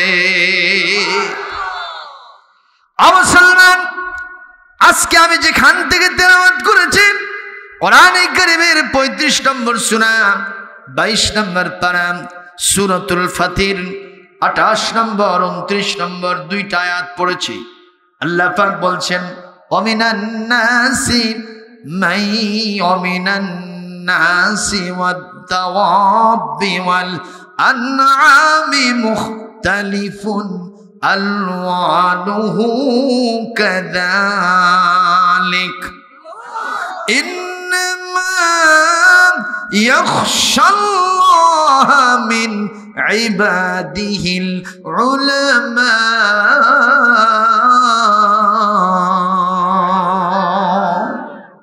সবাই আল্লাহু আকবার বলতে হবে। আল্লাহ রাব্বুল আলামিন বলেন মানুষ আছে কিছু বিচরণশীল অন্যান্য চতুষ্পদ জানোয়ার আছে, আনআম আছে, আর তাদের রং বর্ণ ভিন্ন, তাদের অভ্যাসগুলো ভিন্ন, আচার আচরণগুলো ভিন্ন হলে কি হবে? মানুষের ভিতরে এক্সেপশনাল ম্যান হলো আমার আলেম ওলামা। জোরে করে আল্লাহু আকবার। কে বলছেন? কোরআন শরীফ সূরা ইয়াসিনের আগের সূরা ফাতির 28 নম্বর আয়াতে আল্লাহ পাক বলেন যত সৃষ্টিজীব পৃথিবীতে দেখতে পাও, ইভেন মানুষও দেখতে পাও, এই মানুষের ভিতরে এমন কিছু এক্সেপশনাল মানুষ আছে যারা হলো আমার আলেম ওলামা। এরা আমাকে সবার ভিতরে সবচাইতে বেশি ভয় করে। জোরে কোন আল্লাহু আকবার। বলেন তো পৃথিবীর সব সৃষ্টিজীবের ভিতরে আল্লাহকে বেশি ভয় করে কারা? জোরে বললেন না? এই মুখ কি ব্যথা হয়েছে নাকি? জোরে কোন, কারা বেশি ভয় করে? কে সার্টিফিকেট দিলেন? সুতরাং আল্লাহর সার্টিফিকেট এটা ইঞ্জিনিয়ারের সবার জন্য। সুতরাং সবাই বুঝবেন আর জানবেন, আলেমদেরকে আপনারা মহব্বত করবেন, আলেমদের ঘৃণা করবেন না। জোরে বলি না আল্লাহুম্মা আমিন? আরো জোরে বলেন আল্লাহুম্মা আমিন। আল্লাহ রাব্বুল আলামিন বলেন ইন্নাল্লাযীনা ইয়াতলুনা কিতাবাল্লাহি, আল্লাহর বান্দাদের মধ্যে যারা আমার কিতাবকে তেলাওয়াত করে, সুবহানাল্লাহ কোন। এই যে মাদ্রাসা, এখানে কিসের কিতাব তেলাওয়াত হয়? কার কিতাব? একটু জোরে কোন, কার কিতাব? এরপরে কামুস সালাতা, নামাজ প্রতিষ্ঠা করে, ওয়া আনফাকু মিম্মা রাযাকনাহুম সিররান ওয়া আলানিয়াতান ইয়ারজুনা তিজারাতান লান তাবুর। আর আমার দেওয়া রিজিক থেকে, সম্পদ থেকে প্রকাশ্য গোপনে আমার রাস্তায় যারা খরচ করে, তারা এমন একটা ব্যবসা করে, এই ব্যবসায় কোনো লস নাই, শুধু লাভ আর লাভ। দুনিয়া আখিরাতে কোনো প্রকার লস নাই, সব জায়গায় প্রফিট আর লাভ। জোরে কন্না মারহাবা। ও মুসলমান, দাউদ আলাইহিস সালামের যুগের হযরত সুলাইমান পয়গম্বর আলাইহিস সালাম তিনি এখনো পয়গম্বর হন নাই। যখন দেখছেন বুড়ির মাথায় এত বড় একটা আটার বস্তা আর বুড়ির শারীরিক যোগ্যতা অনেক কম, বুড়ি আইনা ওয়াজাতে হাজা, তুমি এটা পাইছো কোথায়? সঙ্গে সঙ্গে বুড়ি বলে, বাবা রাস্তা ছেড়ে দাও, আমার কথা বলার মতো কোনো টাইম নাই। সুলাইমান বলছে, তুমি কার সামনে কথা বলছো? আমার নাম সুলাইমান। উল্টা পাল্টা দেখলে আমি প্রতিবাদ মুখর হবই হব, জবাব দিতেই হবে। তুমি এটা পাইছো কোথায়? তাড়াতাড়ি বলো। বলে, বাবা বেশি কথা বললে থুতু যদি উপর দিকে ফেলো নিজের গায়ে কিন্তু পড়বে। তার মানে কি বুঝাও? সুলাইমান, তোমার বাপের কাছে বাতাসের বিরুদ্ধে মামলা দিছিলাম, তোমার বাপ বাতাসের বিচার করতে পারে নাই, 3 কেজির পরিবর্তে 1 বস্তা ঘুষ দিয়েছে। জনগণ কি দিয়েছে? বুড়ির ভাবখানা দেখে সেটাই মনে হয়। জনগণ ঠিক না বেঠিক? তোমার বাপ বাতাসের বিচার করতে পারে নাই। সুলাইমান আলাইহিস সালাম তেলে বেগুনে জেলে গেলেন। বুড়ি, আমার বাপের বিরুদ্ধে এত বড় একটা এলিগেশন, অপরাধ, তুমি এত বড় একটা মামলা তুমি আমার বাবার বিরুদ্ধে রিউমার্ক তুমি সরাই দিলা, এটা অন্য কেউ বিশ্বাস করলে করতে পারে, আমার বাপ বাতাসের বিচার করতে পারে নাই, এটা আমি সুলাইমান মানতে রাজি নাই। জোরে আল্লাহু আকবার দিবেন না? আরো জোরে হয় না? ভাইরা, খুব খারাপ লাগতেছে আপনাদের? আলোচনা কি আরেকটু চলবে না মোনাজাত দিব? আরেকটু চলবে ভাইয়া? কষ্ট হচ্ছে না তো? খুবই সুন্দর করে কথা শুনবেন। আমি কোরআনের বাইরে কোনো কথা বলবো না। বলবেন যে হুজুর এই ঘটনা পাইছেন কোথায়? কোরআনে কারীমের তাফসীর পেয়েছি। মারহাবা, জোরে কোন আল্লাহু আকবার, জোরে কোন মিয়া। একটু খেয়াল করেন, হযরত সুলাইমান বলছেন, বুড়ি তোমারে যাইতে দেব না, আব্বার কাছে যেতে হবে, সত্যি না মিথ্যা যাচাই না করা পর্যন্ত ছাড়বো না। তার মানে সুলাইমানের বিশ্বাস আমার বাপ বাতাসের বিচার করতে পারবে। এইবার বুড়ির টেনে হেসে বাপের দরবারে নিয়ে গেছে। বাপ এটা দেখার সাথে সাথে আবার চমকে লাফে উঠছে। ঠিক না বেটি? বাবা সুলাইমান, এই বুড়ি তুমি কই পাইছা? আমি কিছুক্ষণ আগে ছলে বলে কলে কৌশলে ছেড়ে দিছি, আবার তুমি তাক নিয়ে আসছো এই জঞ্জাল। তোমার কাম খালি বাজানো না। সুলাইমান, বুড়ি নিয়ে আসছো কেন? বলে, আব্বা এই বুড়ি রাস্তার ভিতরে আপনার বিরুদ্ধে রিউমার্ক কুৎসা সরাচ্ছে। কি সেটা? বুড়ি আমাকে পর্যন্ত বলছে আপনি নাকি বাতাসের বিচার করতে পারেন নাই। বাবা বুড়ি তো ঠিকই বলছে, বুড়ি তো ঠিকই বলেছে। বাতাসের কন্ট্রোলিং পাওয়ার কার হাতে তুমি জানো না? আল্লাহর হাতে। তো আমি বাতাসের বিচার কেমনে করব? কয়, আব্বা আপনিও বুঝতে পারেন নাই, বুড়িও বুঝতে পারে নাই, আমি বুঝি আপনি বাতাসের বিচার করতে পারবেন। সুবহানাল্লাহ, জোরে কর না কেন? দাউদ আলাইহিস সালাম বলতেছে, বাবা তুমি বাঁশের চেয়ে কুনসি মোটা হছো। আপনাদের এলাকায় বাঁশ মোটা বেশি না কুনসি মোটা বেশি? কিন্তু এখানে কে মোটা হয়েছে? তুমি বেটা বেশি বোঝো, আমি বাপ বুঝি না। কয় যে না আব্বা, আমার ব্রেন বলে আপনি বাতাসের বিচার করতে পারবেন। মারহাবা কর। বলছে, বাবা কেমনে? সুলাইমান আলাইহিস সালামকে সমর্থন দিয়েছেন কে? কোরআনে কারীম সূরাতুল আম্বিয়া আয়াত নম্বর ৭৯ অংশ আমি তেলাওয়াত দিব, সঙ্গে সঙ্গে আল্লাহু আকবার বলবেন। ফাফাহামনাহা সুলাইমান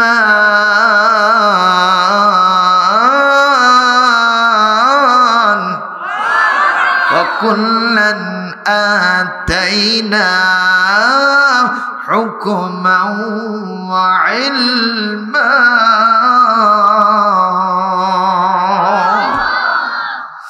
আল্লাহ রাব্বুল আলামিন বলেন, যদিও দাউদ নবী পয়গম্বর আর সুলাইমান এখনো পয়গম্বরই পায় নাই তার ছেলে, কিন্তু বিচার ফায়সালার ক্ষেত্রে আমি এমন কিছু জ্ঞান সুলাইমানকে দিয়েছি যেটা তার বাপ দাউদকে দেই নাই। তাহলে সুলাইমানকে যিনি সমর্থন দিলেন তিনি কে? আল্লাহু আকবার, জোরে কোন। বাবা সুলাইমান, কিভাবে বাতাসের বিচার করব বলো তো?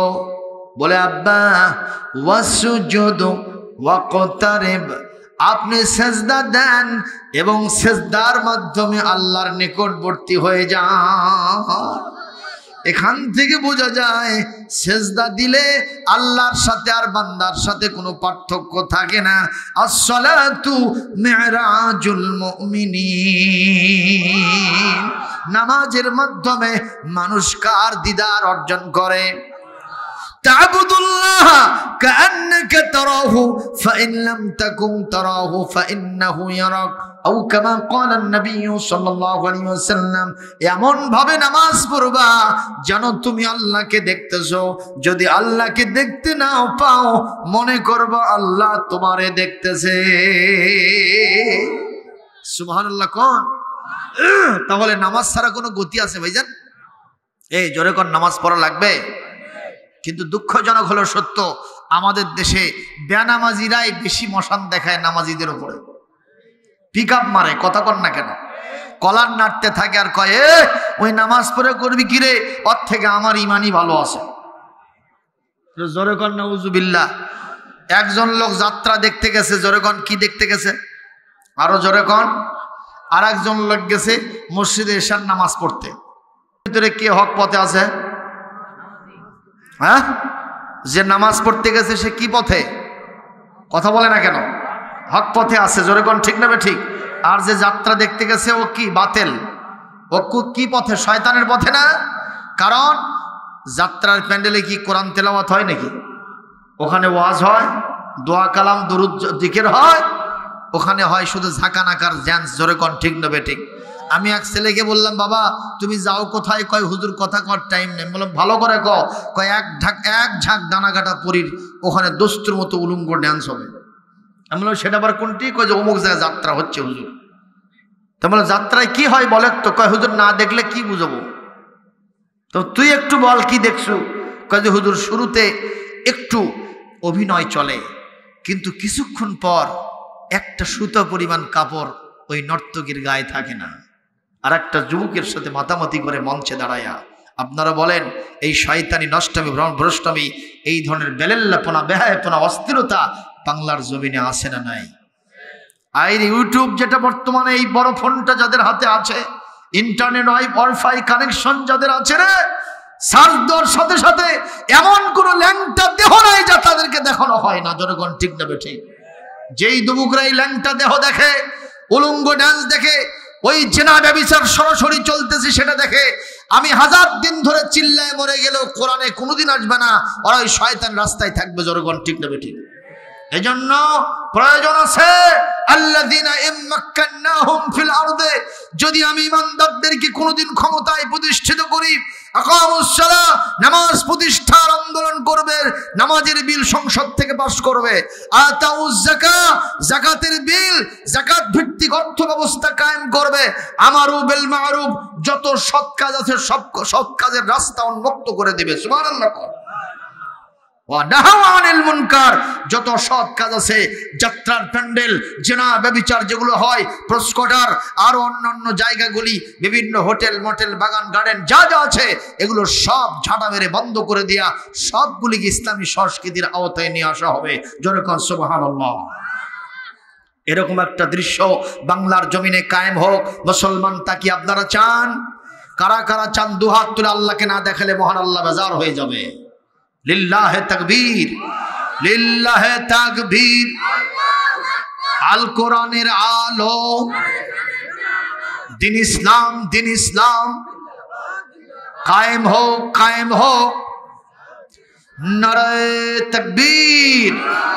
মুসলমান ভাইরা একটু খেয়াল করে দেখেন, আজকে যুবকরা তোমাদেরকে বলবো, তুমি যখন ওই ইউটিউবের ভিতরে ল্যাংটা দেহগুলো দেখো রাতের ভেতরে, যখন তোমার বাসার ভিতরে সব বাপ মারা ঘুমায় গেছে, তোমার বন্ধু বান্ধব ঘুমায় গেছে, ভাইয়েরা ঘুমায়েরা বোনেরা সব ঘুমায় গেছে, কেউ আজকে রাতের বেলায় তোমার কাছে নেই, দরজা জানালা সব নিশ্ছিদ্র বন্ধ, চতুর্দিকে সব ফাঁক ফোকরগুলো বন্ধ করে দিয়া রাত 12টার সময় যখন তুমি নেটের ভিতরে ঢুকেছ, যখন তুমি ওয়াইফাই কানেকশন নিয়ে যখন ওই ল্যাংটা নারীর দেহটা দেখতেছ, তুমি মনে করবা কোনো চক্ষু নেই, আমি একাই দেখতেছি। না, ওই মুহূর্তে মহান আল্লাহ পাক বলেন, এই মুহূর্তে তোমার কাছে কেউ না থাকলে সবচেয়ে বড় চোখ আমি আল্লাহ তোমার দিকে চেয়ে আসি। যে কাজটা করতেছ আমি আল্লাহর আরশ কাঁপতেছে, আমি আল্লাহ বেজার হয়ে গেছি, জাহান্নাম ওয়াজিব হয়ে গেছে তোমার জন্য।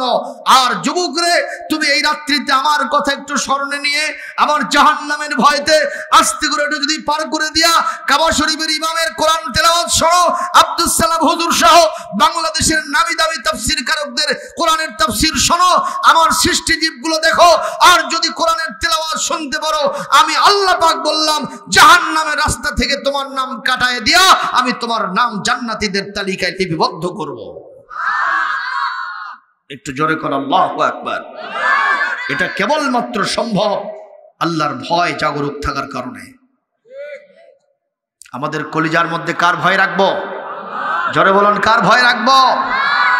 আল্লাহ যেন আমাদেরকে তার ভয় আমাদের অন্তরের ভিতরে ঢুকানোর তৌফিক দান করেন। জোরে বলি আল্লাহুম্মা আমিন। ভাইরা আমার, এই যাত্রা দেখনেওয়ালা লোকটা যখন যাত্রা দেখতে গেছে, আর এই লোকটা তখন গেছে নামাজ আদায় করতে। কি আদায় করতে? নামাজ পড়ে যখন মসজিদ থেকে বের হয়েছে, বৃষ্টি হওয়ার কারণে রাস্তা একটু কাদা হয়েছে, আষাঢ় মাস, রাস্তায় পা দিয়েছে, শরৎ করে পাটা ড্রেনের ভেতরে পড়ে দুইটা পা ভাঙছে। কয়টা? দুইজন মুসল্লির কান্দে ভর করে বাড়িতে গিয়ে লালাইছে, আহ আহ আহ। রাত 2টার সময় বল্টু মিয়া যাত্রা দেখে আসে, তার বিবেক বলে, কেরে ওই বাড়ির লালাইকে? ওই যে আব্দুল করিম সাহেব এশার নামাজ পড়তে গিয়া, নামাজ পড়ে যেই না বের হয়েছে, কর্তমাক্ত রাস্তা, পিচ্ছিল রাস্তা, পা দেশে শরৎ করে পড়ে গিয়া দুইটা পা ড্রেনের মধ্যে পড়ে ভেঙে গেছে। করে বললাম, সরে আব্দুল করিম, যাত্রা দেখতে যাই। এ সালেহ গোলাম, যাত্রা দেখতে যাই, কি কামটা হয়ে গেল দেখতো। তুমি আমাকে নামাজ পড়তে যেতে বলো, ওই নামাজ পড়তে গিয়া ওর দুইটা পা ভেঙে গুঁড়ো হলো, আর আমি যাত্রা দেখতে গিয়ে আমার পা দুটা আরো শক্ত হলো। সালেহার জীবনে কোনোদিন নামাজের কথা বলতে পারবা না। ওর ভাবখানা দেখে মনে হয় ওই আসল হকে আছে। আপনারা কি কথা বোঝেন নাই আমার? ওই যাত্রা দেখতে যাওয়ার পাও শক্ত হলো, আর ইনি নামাজ পড়তে গিয়ে ওনার পাও ভাঙলো। আপনারা এখন জবাব দেন, কে হক পথে আছে? তাহলে কি দ্বিমত করতেছেন কেন? নামাজি না যাত্রাওয়ালা? তে পাও যে ভাঙলো ভাই, এ পাও ভাঙলো কে? বলে এটাই হলো আসল বোঝার বিষয়। আল্লাহর রাস্তায় যারা থাকবে, এই রাস্তাটা কুসুমাস্তীর্ণ নয়, রেড কার্পেট রিসিপশন, লাল গালিচে পূর্ণ সংবর্ধনা থাকবে না। আল্লাহ রসুল বলেছেন, হুফাতিল জান্নাতু বিল মাকারিহি, জান্নাতের রাস্তা দেয়া কাঁটা দিয়ে বিছানো। জান্নাতে যেতে হলে কাঁটার আঘাত সহ্য করতে হবে। কথা বলেন না কেন?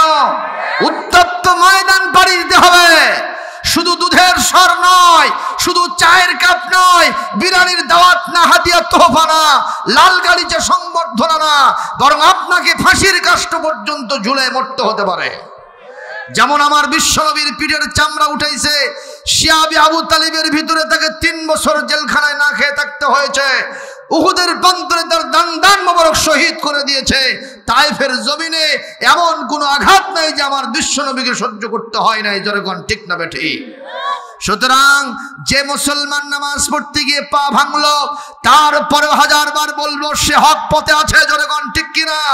তুমি যাত্রা দেখতে গিয়ে তোমার পা যদি আরো শক্ত হয়, তারপরে 1000 বার বলতে থাকবো তুমি হলো বাতিলের বাচ্চা, বাতিল। যেরকম ঠিক কিনা? এই জন্য মুসলমানদেরকে বলবো, ভাইরা আমার, নামাজ ছাড়া কোনো গতি, নামাজ ছাড়া কোনো গতি নাই। অনেকে বুঝতে চায়, আলেম ওলামা এরা যদি হক পথে থাকে মার খাই কারে? কথা কয় না, এরা মার খাই কারে? মার খাবে। ওই যে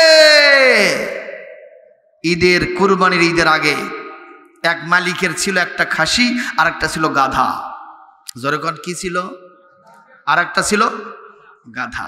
তো এখন খাসি বলতেছে, গাধা তুই আসলেই গাধা রে, এই মালিক তোরেও পালে আমারও পালে, দেখ না আমারে ভুসি খাইতে দেয়, তিসি খাইতে দেয়, আমার শিঙে কত সুন্দর তেল মাখাইছে, শরীরে তেল মাখায় শরীরটা কি সুন্দর সিলসিলা চিকচিকে চিকচিকা হয়ে গেছে। আর মালিক তোর সাথে যা আচরণ করে, যখন আসে একটা কিল আর একটা ঘুষি, আবার যখন যায় পা দিয়ে একটা লাথি, এছাড়া তো তোরে কিছু দিতে দেখি না। গাধা মনে মনে বলতেছে আর বলতেছে, ভাই খাসি তুই ঠিকই বলছো, এখন আছে তোর হাসি, হচ্ছে তোর খুশি। কোন ঠিক নেবে ঠিক? হে গাধা, এই খাসি, সত্যি ভাই আমার কপাল খারাপ রে, মালিক যখন আসে একটা ঘুষি আর একটা লাথি আর গুড়ি ছাড়া আমাকে কিছু দেয় না। তোকে এত আদর করে ভুসি খাইতে দেয়, তিসি খাইতে দেয়, খৈল খাইতে দেয়, তোর শিঙে তেল মাখায়, তোর গায়ে তেল মেখে চিকচিকে করেছে, তার কারণটা কি বুঝিস? না তা তো বুঝি না। বলে কুরবানির চাঁদ উঠছে। জোরে বলেন কিসের চাঁদ উঠছে? এখান থেকে কি বুঝাতে চাইলাম, এই পৃথিবীতে যারা নাদুস নুদুস শরীর নিয়া ওই সুদ ঘুষ খায়া খায়া গাড়ি বাড়ি করেছ, রঙিন স্বপ্নের মধ্যে বিভোর আছো, ইমানদার আলেম ওলামা নামাজি মানুষেরা মাল্টি স্ট্রিট বিল্ডিং এর মালিক হয় নাই, উঁচু চেয়ার পায় নাই, তাদেরকে দেখে তোমরা মশান নাও, কলার নাড়ো, আর একটু ভাব দেখানোর চেষ্টা করো। যত বড় করো, তোমাদের জন্য কুরবানির চাঁদ উঠে গেছে। জোরে বলুন কথা ঠিক না ঠিক? ইনশাআল্লাহুল আজিজ। আল্লাহ কোরআনে নিশ্চয় বলছেন, আল আকিবাতুল লিল মুত্তাকিন, কেবলমাত্র নামাজীদের জন্যই শেষ পরিণতি অপেক্ষা করছে। সুবহানাল্লাহ। জোরে বলেন না সুবহানাল্লাহ। এজন্য আজকে আমি সবাইকে করজোড়ে নিবেদন করব, নামাজ পড়তে রাজি আছি? রাজি আছি? আল্লাহ আমাদের সবাইকে আগামীকাল ফজর থেকে নামাজ ধরার তৌফিক দান করুন। তবে যদি কেউ আজকে নামাজ কাজা করে এসে থাকেন, রাতের বেলা যদি আল্লাহ না করুন যদি মৃত্যু হয়, তাহলে কিন্তু আপনার অবস্থা খারাপ হয়ে যাবে। এজন্য বাড়িতে গিয়া এশার নামাজটা পড়ে নেওয়ার চেষ্টা করবেন, আল্লাহ কবুল করে নেবেন। জোরে বলি আল্লাহুম্মা আমিন। প্রিয় ভাইরা, এই জন্য দাউদ আলাইহিস সালামকে তার বেটা বললেন, আব্বাজি আপনি একটু সেজদায় যান। সঙ্গে সঙ্গে উনি সেজদায় গেলেন। সুবহানাল্লাহ। সেজদায় যাওয়ার সারা আল্লাহর সাথে নেটওয়ার্ক পয়দা হওয়া সারা। আল্লাহ বললেন, ইয়া দাউদ মাদা তুরিদু মিন্নি, দাউদ তুমি আমার কাছে কি চাও বলেন তো? আল্লাহ জানেন কিনা? তারপরেও জিজ্ঞেস করছেন, তুমি কি চাও? হযরত দাউদ আলাইহিস সালাম বলেন, আল্লাহ একটা সাধারণ মহিলার কাছে আমি অপমানিত হয়ে গেলাম, বাতাসটাকে কি আমার কাছে পাঠানো যায় না? বলে, তুমি নবিউল্লাহ রাসূলুল্লাহ মুস্তাজাবুদ দাওয়াত, পৃথিবীর নবীদের দোয়া করতে দেরি হয়, আমার কাছে কবুল করতে দেরি হয় না। সঙ্গে সঙ্গে বাতাস হাজির। হযরত দাউদ আলাইহিস সালাম বললেন, বাতাস এই বুড়ির কাছ থেকে কি তুমি এই আটা ছিনতাই করেছ? বাতাস বলছে, দাউদ পয়গম্বর আল্লাহর কসম দিয়ে বলি আমি আটা ছিনতাই করি নাই। বলে, কে করছে? কয় আল্লাহ। আটা কে ছিনতাই করছে? দাউদ আলাইহিস সালাম বলতেছেন, বাতাস তোমার মাথা ঠিক আছে? আল্লাহ পাকের ভান্ডার কখনো শেষ হয় না। কথা কন না কেন? আসমান জমিনের সমস্ত ধন সম্পদের ভান্ডার কার হাতে? ওয়ালিল্লাহি খাজাইনুস সামাওয়াতি ওয়াল আরদ, আসমান জমিনের যত ধন ভান্ডার সব কার হাতে? এ বাতাস, আল্লাহ কি আমার তোমার মতো কি বেন্না নাকি? এ বাতাস কি বলো? কয় না, মিথ্যা বলি না, সত্যি বলি।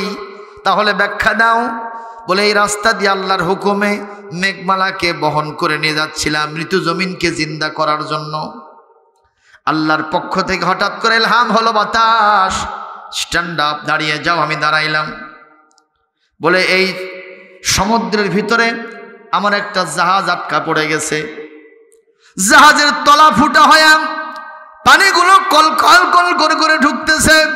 জাহাজবাসীদের প্রাণ অষ্টাগত, তারা মরণাপন্ন মুমূর্ষ আমার কাছে মান্নত করে কাঁদতেছে, আল্লাহ যদি আপনি আমাদেরকে উদ্ধার করতে পারেন, জাহাজের ভিতরে যত মালামাল আছে সব আপনার রাস্তায় দান সদকা করে দিব।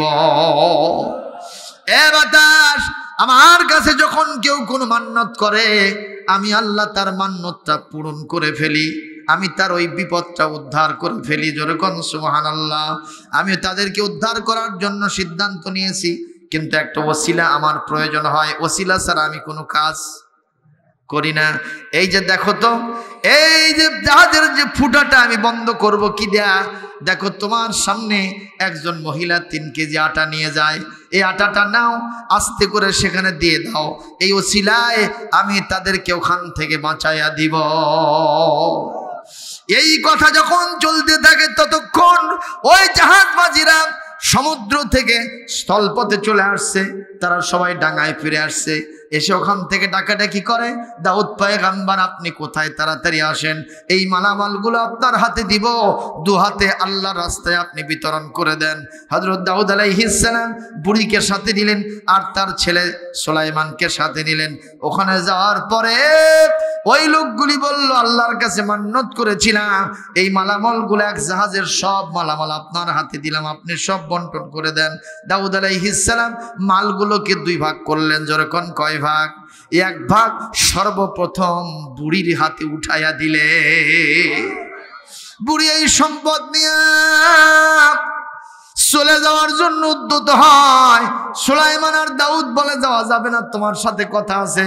আর অর্ধেক সম্পদ দিয়া পুরা এলাকার মানুষের জনসভা করে দিলেন, যার যার পাওনা হাতের মধ্যে দিলেন। বুড়ির সাথে বসে বললেন, বুড়ি রে, শুরু থেকে পর্যন্ত যা দেখলাম বাড়া ছাড়া তোমার কমে না। কথা কয় না? প্রথমে ছিল তোমার 3 কেজি, তারপরে হলো 1 বস্তা, এখন আবার পুরো জাহাজের অর্ধেক মাল তোমার হাতে, তুমি এখন নিয়ে যাবা কেমনে? তাড়াতাড়ি বলো, কোন আমল তোমার আছে যে আমলের কারণে তোমার এই সম্পদগুলো খালি বাড়তেই থাকে? এইবার বুড়ি বলে, বাবা আল্লাহর কসম দিয়ে বলি আমার তেমন কোনো আমল নাই, না থাকতেই হবে। বলো সে কি আমল? বলে একটা আমল আছে, ওয়া আম্মা সাইলা ফালা তানহার, আমার কাছে যখন কেউ কিছু চায় আমি তাকে ধমক দিয়ে বিদায় করি না, যদি কিছু না থাকে অন্তত হাসি মুখে কথা বলি। নবীজি বলেন হাসি মুখে কথা বলাটাও একটা সৎকার সওয়াব হয়ে যায়। বাবারে, আজকের দিনে আমার একটা ঘটনা, আমার বাড়িতে এক মেহমান আসছিল, ফকির মিসকিন এসে আমার কাছে কিছু খাদ্য চাইলো। আমার ভাগে ছিল 3 খান রুটি, একটা রুটি আমি তারে দিলাম। ওই ফকির বলতেছে, হালমিম মাজিদ, বুড়ির আর আছে নাকি? আমি আর একটা দিলাম। এটা খাওয়ার পরে বলতেছে, বুড়ি আর আছে নাকি? আমি আর একটা দিলাম। কয়টা গেল? 3টা চলে গেল। এইবার ওই ফকির বলতেছে, বুড়ি হালমিম মাজিদ, আর আছে নাকি? আমি বললাম, বাবারে আমার হাতে যত রুটি ছিল সব দিয়ে দিয়েছি, আল্লাহর কসম আমার জন্য আর কোনো রুটি নাই। এইবার ওই ফকির বলতেছে, বুড়ি রে, জীবনে তোমার বাড়িতে অনেকবার আসছি, কিন্তু এত ক্ষুধা নিয়ে কোনোদিন যাই নাই, আমার পেটের একটা অর্ধেকই ভরে নাই, একটা কোনাই ভরে নাই। এ কথা যখন বলল, কলিজার মধ্যে যখন মনে হয় শেল ঢুকে গেল। আমি বললাম, এ ফকির মিসকিন অভুক্ত মানুষটারে, মেহমান তুমি একটু বসো, আমি তোমাকে অভুক্ত অবস্থায় বিদায় করব না, ক্ষুধার্ত অবস্থায় বিদায় করব না। আমি একটু বাজারে যাই আটা কিনে নিয়ে আসি, তা দিয়ে রুটি বানায় দেবো, তুমি সেটা খাইয়া চলে যাইবা। আমি সেই মেহমানকে রেখে বাজারে গিয়ে 3 কেজি আটা কিনা যখন ফিরতেছিলাম, বাতাস আমার সেই আটাটাই ছিনতাই করেছিল।